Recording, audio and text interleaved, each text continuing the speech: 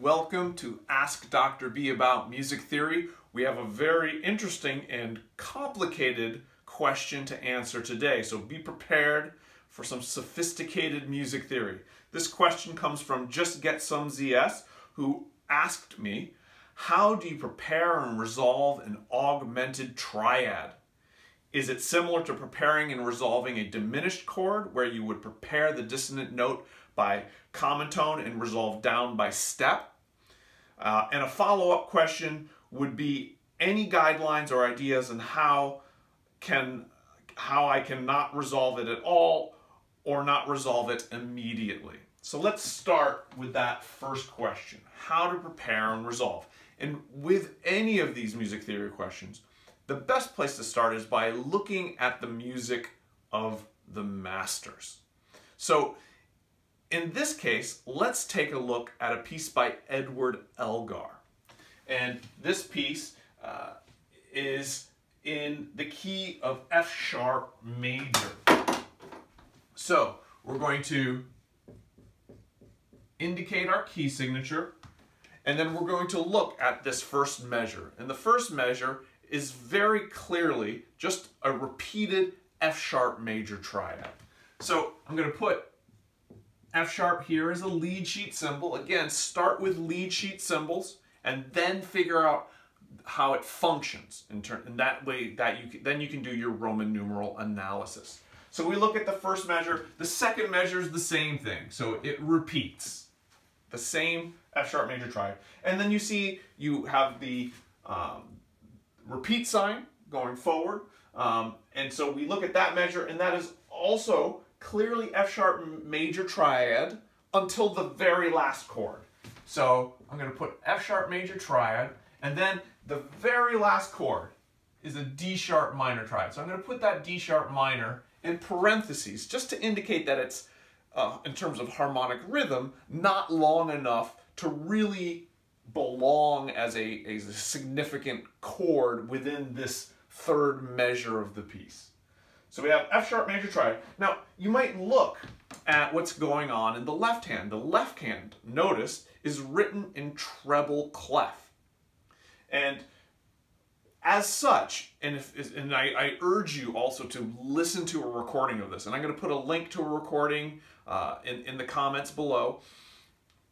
And when you listen to that, it's very clear that the left hand is the melody, and that the right hand is playing these pulsating chords. So when that left hand is the melody, you have to kind of throw out inversions. You're not going to, even though that's the lowest note that you're hearing, you're not really going to consider it in terms of what the chord analysis is. It's the melody. So this is a little unusual. Again, I mentioned up front, this was going to be a little bit more complicated than some of our other discussions. That left hand, we're not going to include it in terms of inversion. So we're going to put everything essentially with just what the right hand is, and we're not going to worry about the inversion. It's a keyboard style, and with keyboard style, it's very different than soprano, alto, tenor, bass, choral style. You have more of a closed position, hand position, and the ear just kind of hears it a little bit differently there. So we're looking at that, and we can see that in that left hand, it is that F sharp major triad, goes to D sharp minor. You know, I probably shouldn't have told you up front that this was in the key of F sharp to really be true to my step-by-step process, which is start with lead sheet symbols, then try to figure out what it is. And actually, let me back up even farther and clarify. Step one, listen to the example. So a recording or you playing slowly at the keyboard. So listen first, then put in lead sheet symbols, and then your Roman numeral analysis. So if you haven't done that so far, pause this video, go listen to the recording, play through it a little bit on the piano, and you know, at least on the excerpts that I'm putting up in the video, you can just pause the video, see if you can come up with the lead sheet symbols before I tell you what they are, and then use the video here to check your own work. That way you can have it as an example. When we go into the last measure of that first system, it's very clear that the first half of the measure is D sharp minor, and the second is F sharp major. And one thing that we know in music is harmonic rhythm is often once a measure, or you divide that measure into two pieces. So first half of the measure, second half of the measure. So this is a harmonic rhythm change that is pretty typical. So we're fine with that. And if we go to our next system, we have a B major triad for the first half of the measure, followed by a G sharp minor triad for the second half of the measure. Our second measure here is an F sharp major triad. One thing to do that's going to help you with analysis is looking at phrase structure. And again, we don't need to do that at this point, but I'm just going to put this little breath mark, which is often used for, especially for wind players, to indicate that we have a phrase, a four-measure phrase. Very, very typical. That's going to help us with our analysis. So that's a little preview. We then go on to that second phrase. The second phrase starts, again, with our F sharp major triad. And in the second half, we have something that's a bit unusual. We have these three quarter notes that move kind of quickly. And our first one, so I'm going to put a bracket here. And the bracket is that to indicate that these chords are most likely non-functional when the harmonic rhythm's that quickly. But let's take a look and analyze them nonetheless. So we're going to have an F sharp major 7. That's pretty neat, and it's really cool as we look at this is how that major 7 sonority really functions. Is it kind of like a harmonized non-chord tone? Is it actually functioning as an F sharp major 7 chord? What's going on? But if we keep moving forward, the next chord in that little three chord sequence is a D sharp minor triad. D sharp minor triad, followed by F sharp triad. All right, so we're noticing we started with F sharp for the first half of the measure. We have these F sharp major 7 chord, D sharp minor chord, back to the F sharp triad. So keeping that F sharp feeling there for that measure. Moving to our next measure, it also has some complexity in the first half in particular. The first half, the first chord is a D sharp minor triad. Then we have an F sharp major triad in that first half, and then it stays with the F sharp major triad moving forward. Okay, so D sharp minor moving to F sharp major after that. And then if we look at our final measure of that second system, we go to B major, which is a chord we've had before, and then we have a similar 3 chord sequence where it's a beat per chord. So I'm putting that bracket just to keep that clear. And here we go B major 7 to a G sharp minor triad to a B major triad. So it's a similar sequence here when we analyze them.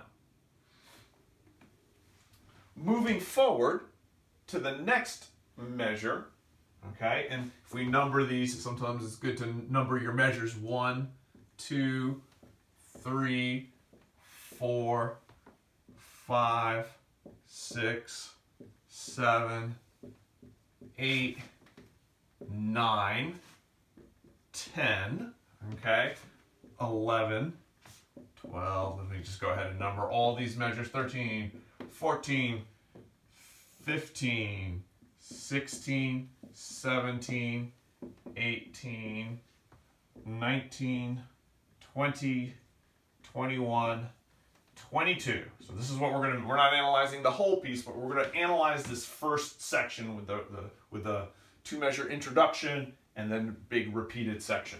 Alrighty? So when we're getting to measure 10, if we're just looking at that chord, that is luckily very simple, all F sharp major triad. Looking here again, we've got our first phrase, one measures 3 through 6, that's a 4-measure phrase, 1, 2, 3, 4, and then measures 7, 8, 9, 10 is another 4-measure phrase. So we have that there. I'm going to actually use some other colors here so that it pops out in terms of our phrase structure. So here's where we finally, now we've done all this work, right? And the whole point was augmented triads. This is the next section is where we get to roll up our sleeves and really get into these augmented triads. So looking at that very first one, and measure 11 is an F-sharp augmented triad. And moving forward, in measure 12, that moves to a D-sharp minor triad. Alrighty? Again, if you need a little more time, go ahead and pause the video so you can, or pause the podcast if you're listening to the audio-only version, and make sure you can understand and follow along with this.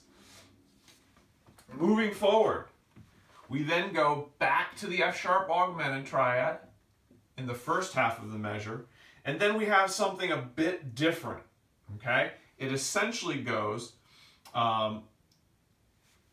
you know, we have like kind of like the half of the measure here is a little bit different. So we're going to put that on hold. It's if we listen to it, we get into enharmonics. We're starting here with the F-sharp augmented. All right, so we have, and then it goes to, which enharmonically is a B minor triad.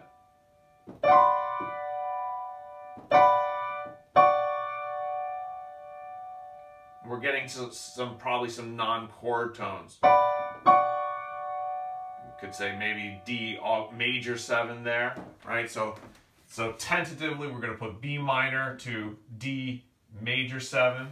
We've had some of this kind of triads, and then major 7th. Elgar has set this up. So something like that. And again, if in good strategies, if you're in doubt about any one particular thing, it's okay to say, I think it's probably this, and you come back to it as you're getting further into the analysis. That's okay. Don't let yourself get hung up on something that's a little unusual. You can just put a question mark or put a guess with a question mark. So I'm going to put that question mark right there. This B minor, D major 7. You know, I haven't spent all the time yet to look at it. I'm kind of working this through with you all. So let's move forward to the last measure of this system. Luckily, this one's straightforward. D-sharp minor triad. That's the end of another 4-measure phrase. So I'm going to put a marking right there. I then move on to the next measure. This is going to get very interesting. We go to a D augmented triad for most of the measure, and at the very end of the measure, you get a D major triad, straight up major triad. Then in measure 16, we start off with an A augmented triad for the first half of the measure that turns to a C-sharp major triad in the second half of the measure. Following that, measure 17, it's spelled like a G-sharp augmented triad that then goes to a B-sharp 7. So if we look at that, we have our B-sharp, D double sharp, A sharp. All right, so it's B sharp 7 chord omitting the 5th. Omitting the 5th is really, really common. We know that from earlier lessons. And then we go to the 18th measure where we have what looks clearly like a C sharp major triad. And that continues until the very last measure of that chord, which turns into, and let's take a look at it, we've got the E sharp, G sharp, C natural. Using your ear, that sounds like a minor triad. It's not spelled quite that way, but it's kind of spelled like it sounds kind of like an E sharp minor triad. Okay, if we used C as the root and said C natural, E sharp, G sharp, that would not create any triadic sonority that we have, because that C natural to E sharp is an augmented third, not in our normal tertial harmony. But if we allow for enharmonic spellings, we can say E sharp minor triad. So let's put a question mark next to that too, because that's a bit unusual.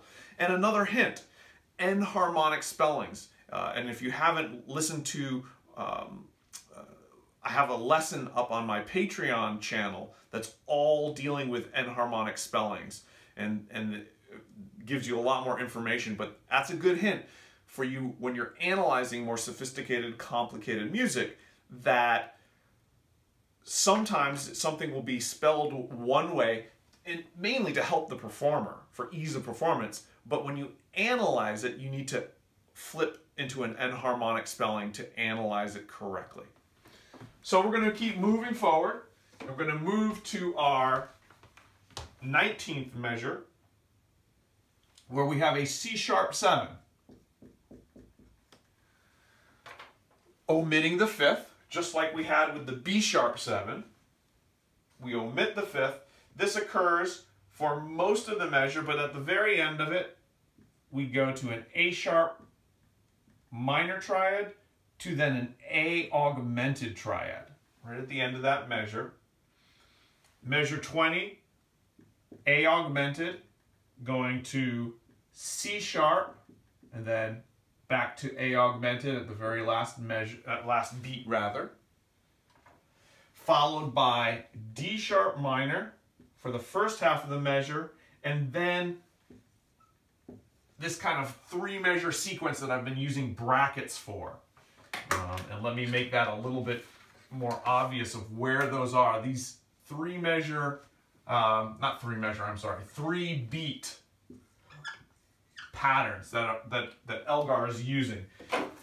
But there's a good compositional thing to keep in mind. When you do something a little unusual or a little different, very often repetition will indicate to the listener that it's not a mistake. That's one aspect. It also gives the listener multiple opportunities to hear the thing that's unusual and have their ear make sense of it. So there's multiple reasons why this makes good compositional sense. So looking here, we go to what looks like a D sharp minor 7 to, so that would be this. And we're stepping down into what would look like a B sharp diminished triad to D sharp minor. And let me write that a little clearer so that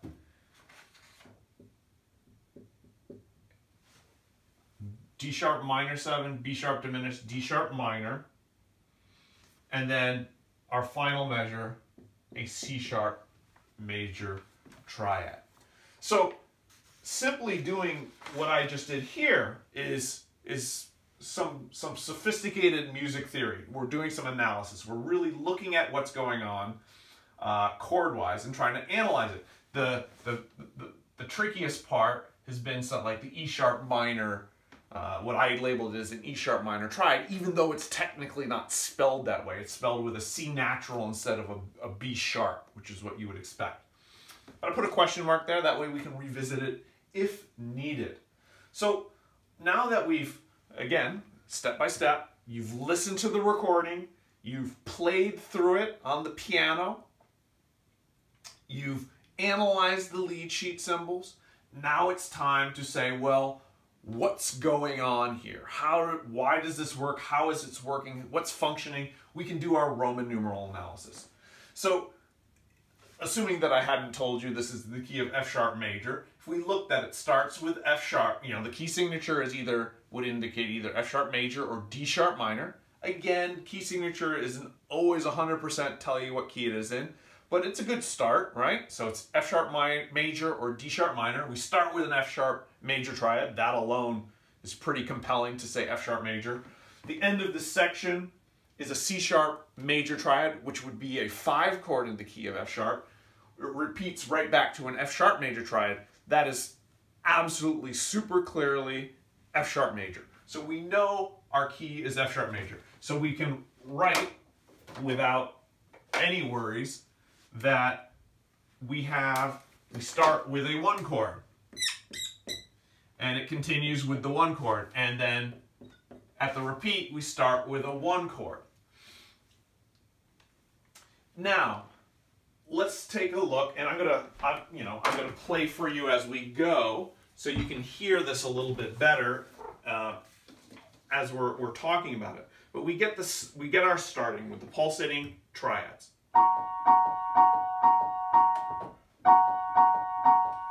Our melody is in the left hand, but written in the treble clef.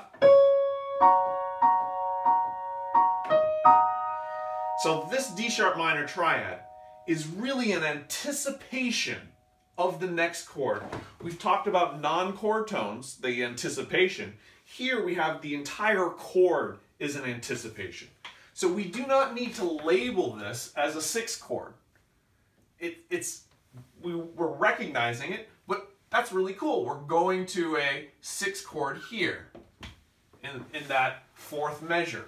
That's a great concept, and one of the things you can do as you're studying music theory, especially if you're an aspiring composer, arranger, is to say, maybe I should experiment with not only the anticipation as a non-chord tone, but as an entire chord, an anticipation chord.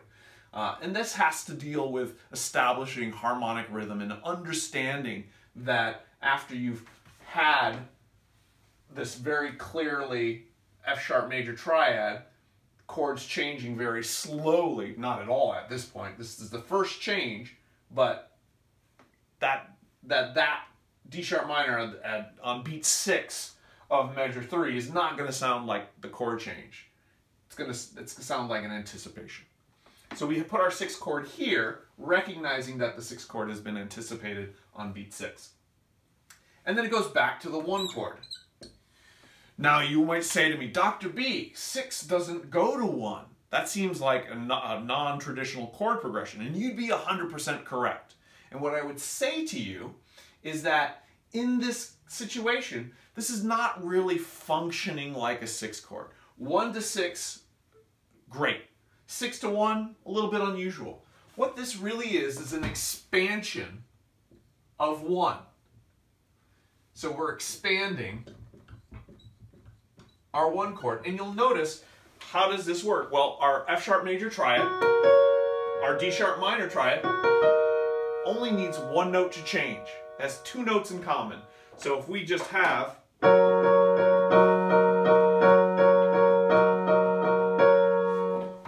just staying on 1, and we're having some variety by introducing that D sharp minor triad, but it really functions. These 2 measures function like 1.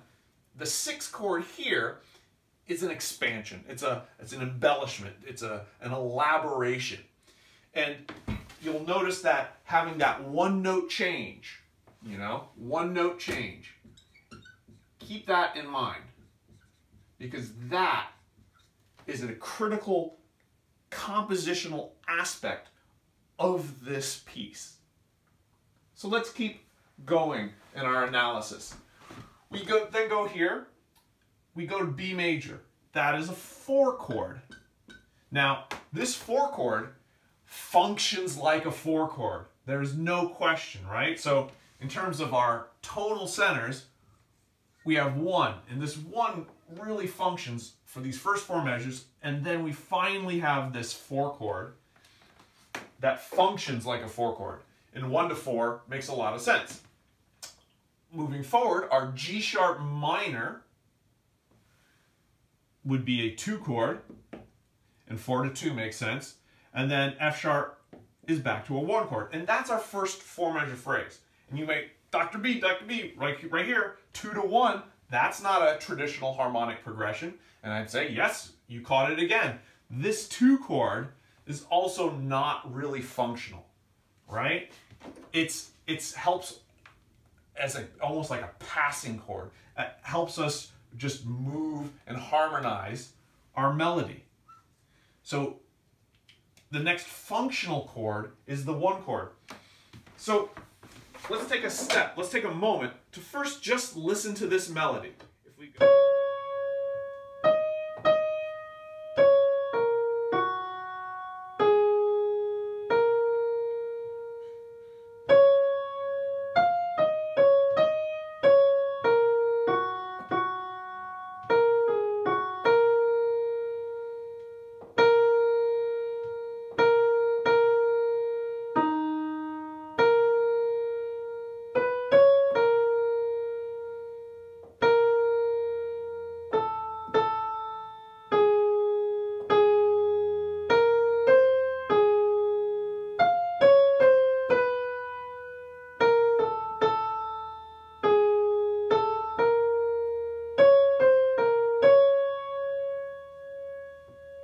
and that's our melody.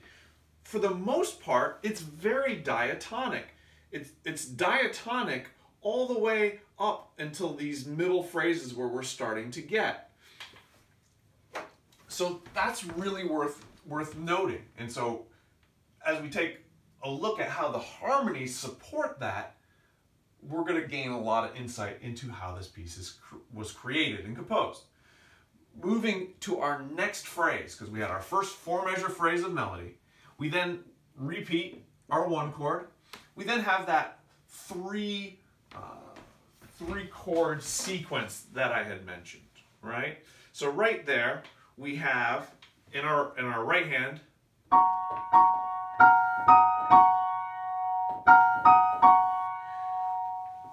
it's really all a one chord, and that E sharp, it's almost like an appoggiatura that has to step down twice to resolve, and it gets harmonized all with tertial harmonies, and the melody. The melody there is exactly that top line. So you get.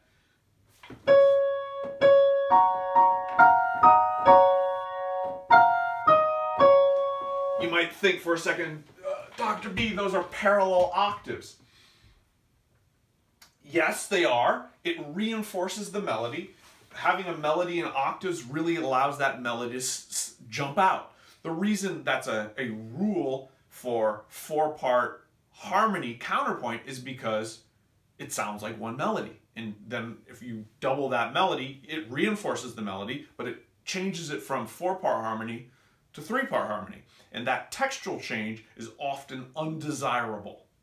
In this, we're dealing with something a bit different. We're dealing with a solo piano thing, and especially since we're going to have that dissonance, that major 7 dissonance, having that octave there makes it sound right. So I'm just going to leave this here as all of a one chord, because that's really how it's functioning. Obviously, the last chord's here. Incidentally, you have a 1 major 7, a minor 6, and a 1 chord. So I can you know, I'll pencil those in real small here, but it's not how it's functioning. So I'm gonna put a nice emphasis red box around that 1 chord, and we know. It then does the same thing that we had in the first phrase. You can see that there's a certain repetition here.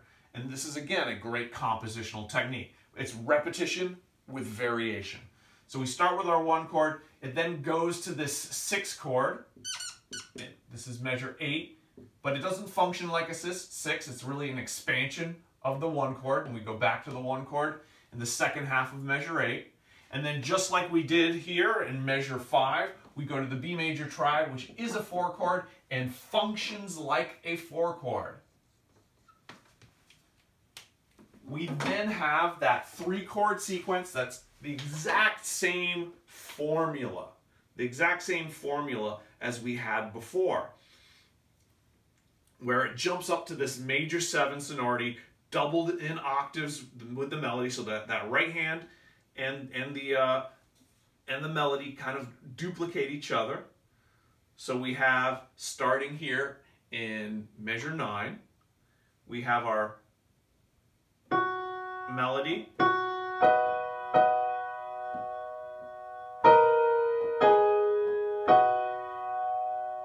Okay, let me play that again, nice and slow. 4 chord, 4 major 7.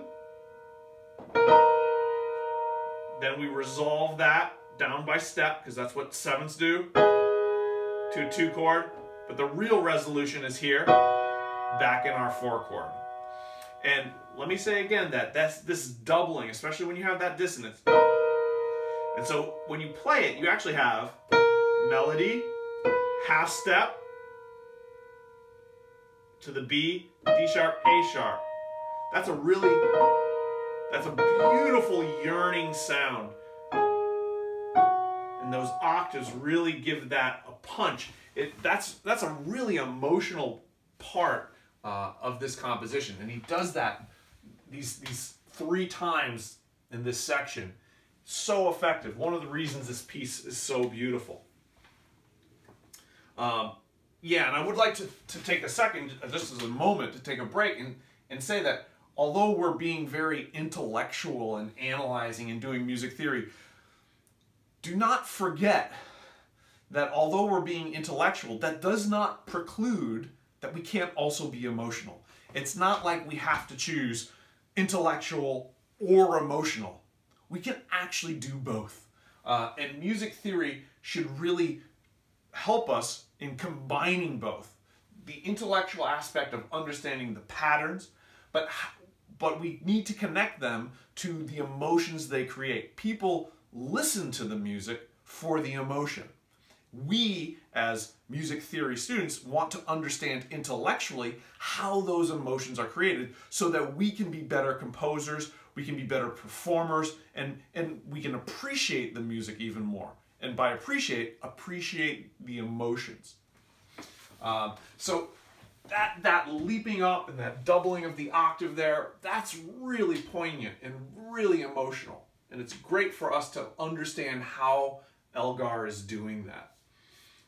So after we've done that, we can move forward melody-wise, and we go to our big resolution of 1. Right? So we have a nice solid 1 chord right here. It functions like a 1 chord, so we can put a red box around that. And here, it makes it so we're essentially going 1-4-1. This is something that is common in traditional tonal music. Notice what's interesting is we haven't had a 5 chord yet, and that's a little unusual. So you could argue, if you were going to go to what's called Schenkerian analysis, that this whole beginning is all just floating on a 1 chord. The 4 is the most significant difference, but it could also be considered an expansion. The pitfall with Schenkerian analysis is when you get done, every piece is 1-5-1, and that's not particularly useful. So figuring out how you elaborate and expand these sections is where the real interest is. But it's worth keeping that in mind. We then go to our next phrase, and this is going to be fairly different because we had our first 4-measure phrase, and then we had a variation on that for our second 4-measure phrase. So let's see what happens with our next phrase. We start off with an F-sharp augmented triad. So to get back to the question that started this whole discussion, how do you prepare and resolve? Well, we prepared this F-sharp augmented triad with an F-sharp triad. And to go from an F-sharp major triad to an F-sharp augmented triad, we only had to change 1 note. 1 note. This is what I mentioned before. So that voice leading is stepwise and only 1 note changes. So this is worth noting, right? This is important. So let's call this 1 augmented.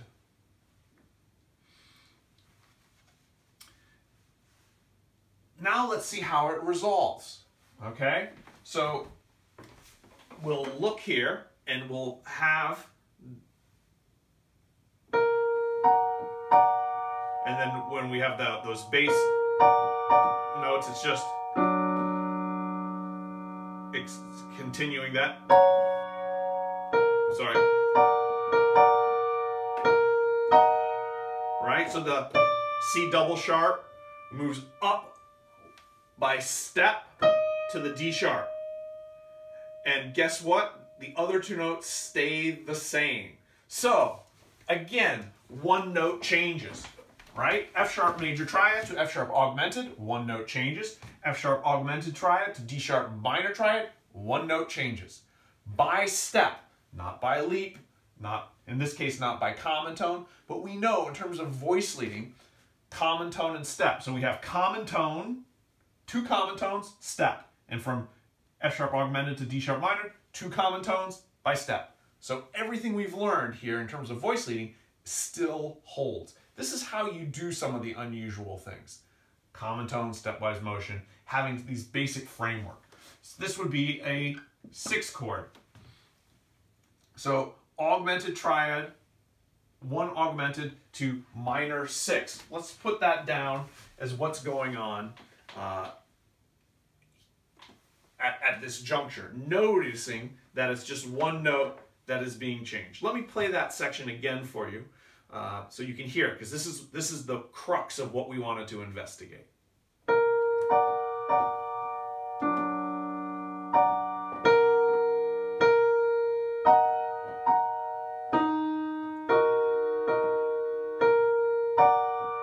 Back to the 1 augmented, and then here's something a little bit different, right? Here we go. We get to this, which is enharmonically a B minor triad. Notice that we're doubling octaves here for our melody.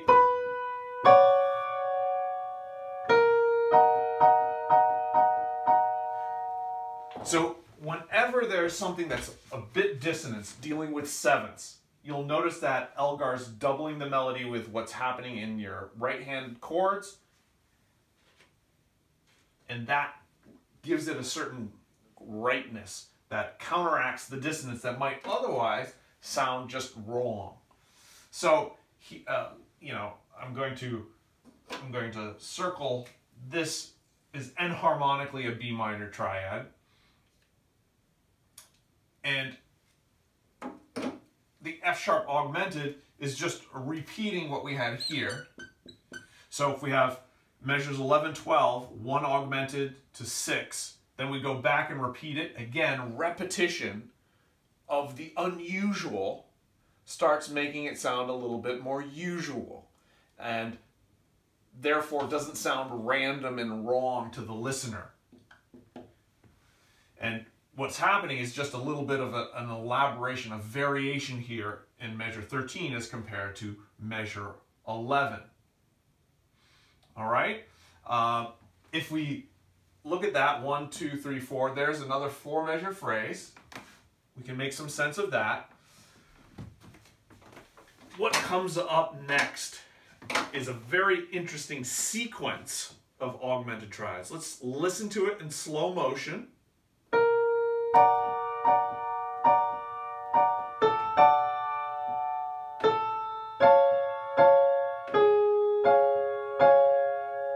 Let's look at those two measures and see if we can analyze what is going on. All right? So we go to a D augmented triad. So first, how is this set up? D is not in our key at all. I mean, F sharp augmented isn't either, but at least the root is. That makes sense. And in here, these aren't in the key. You know, we have basically the C double sharp that's introduced here in this measure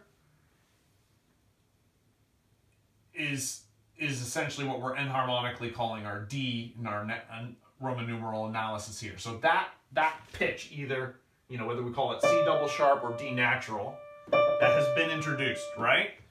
It's been introduced so much so that now it becomes the root of this chord. And you'll notice that F sharp augmented is F sharp, A sharp, C double sharp. And D augmented is D, F sharp, A sharp. Notice that you have two common tones. And in this case, an enharmonic equivalent. C double sharp is the exact same sounding pitch as D natural. One of the things that's so interesting about the augmented triad is this symmetry, that it's a major triad that consists of a major third on top of a major third. And if you just keep going up, you can just keep going up major thirds and they'd never stop, right? So if I go F sharp, A sharp, C double sharp, it's like up a major third. So F sharp up a major third goes to A sharp up a major third goes to C double sharp up a major third goes to enharmonically F sharp, A sharp, C double sharp, F sharp, A sharp. Those are all major thirds. And you'll notice that your major triad does not have that formula. There's always there's that perfect fourth in there that indicates that it's kind of like a closed system. And same with the minor triad. The diminished triad has a big leap again between the fifth and the root. If you just keep extending it. The augmented triad doesn't have that. It's the only triad that we traditionally recognize that is almost like an open system. It just can keep going and going and going, which is one of the reasons augmented triads are often used to indicate a dream sequence.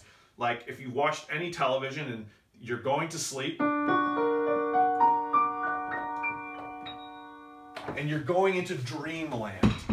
That augmented, it just kind of floats. It feels like it floats. It doesn't have the kind of goal-directed orientation that the closed triad, major and minor triad do. That's one way that augmented triads are used. So what we're recognizing here is that Elgar is taking what was the F-sharp augmented triad and just enharmonically spelling it as a D augmented triad. It's the exact same set of pitches. The exact same set of pitches. Just with a different kind of way it's written. Now, what makes it interesting is that D augmented goes to D major here, and it's just at the very end. But this is like the resolution of that augmented sound. So we have this D augmented sound, and then the release of that tension of it resolving. So we have that augmented fifth that goes down by step, one note changes, and gives us that D augmented triad. So if we look at, well, what would a D augmented triad be in the key of F sharp major? Well, assuming we haven't modulated, this would be a great example of mode mixture. This would be flat 6, borrowing from F sharp minor. This would be our flat 6 chord right here. So we can kind of say flat 6 augmented resolving to flat 6, right? And that's important because we then have a very similar pattern in the next measure of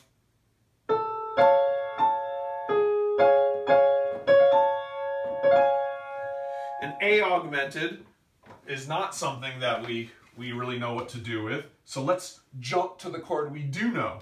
A C sharp major triad in the key of F sharp. Well, that's a 5 chord. That's easy.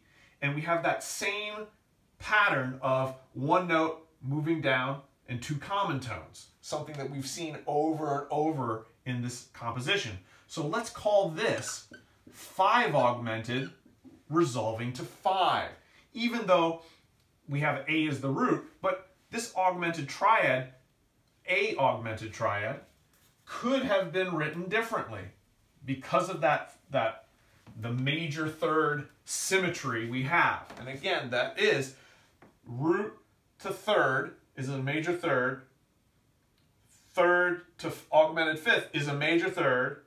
Augmented fifth to root is enharmonically a major third. So the distance between every member is always a major third. So if we rewrote the A augmented instead as C sharp, E sharp, G double sharp, and again our G double sharp is enharmonically the same as an A, then it makes a little bit more sense as seeing that C sharp augmented triad and the augmented fifth steps down to the perfect fifth. So that's how I would recommend you analyze that. We then continue this sequence. I mean, here it gets a little bit unusual, but sequences are important in how we can make sense of this. So I'm going to jump back here to our D-augmented triad so we can use our ears and hear this. We start off by going...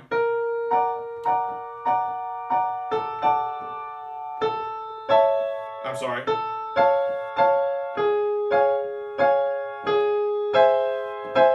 Right?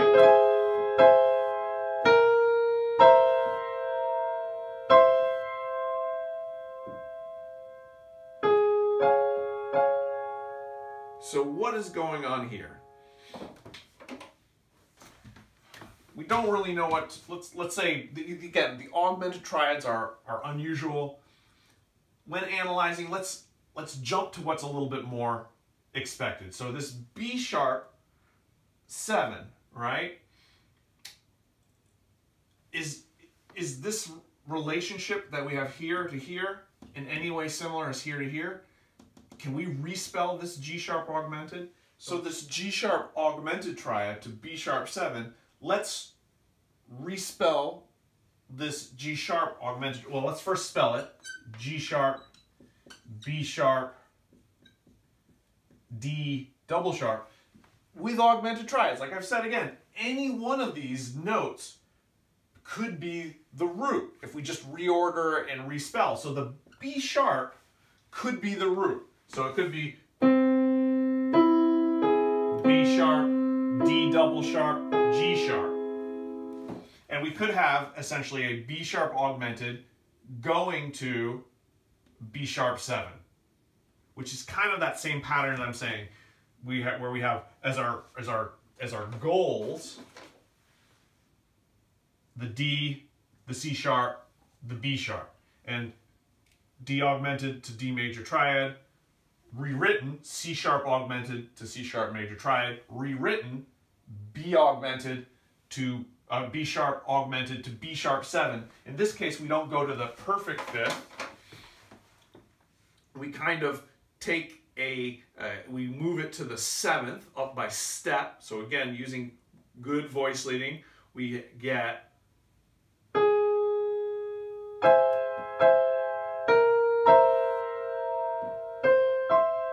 and we go. And if we say, okay, well, what do we have here? This is going up a half step. Where what we have here, again, of this flat 6 is this kind of like almost this deceptive resolution, very much like a deceptive resolution, going to 5. So we have we have a sequence, and we have this idea of going up to, like we said in measure 15, flat 6, that 5 going up a half step to flat 6. Here we're going from this B sharp 7 up a half step to the 5. It gives us a similar voice leading and movement that makes it make sense. Looking at that final measure of the system where we go to the C sharp major triad, and then we get to, it's all C sharp major, and then we get our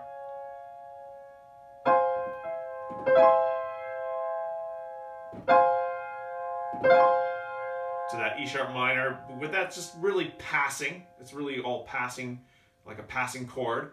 And then in our next measure we go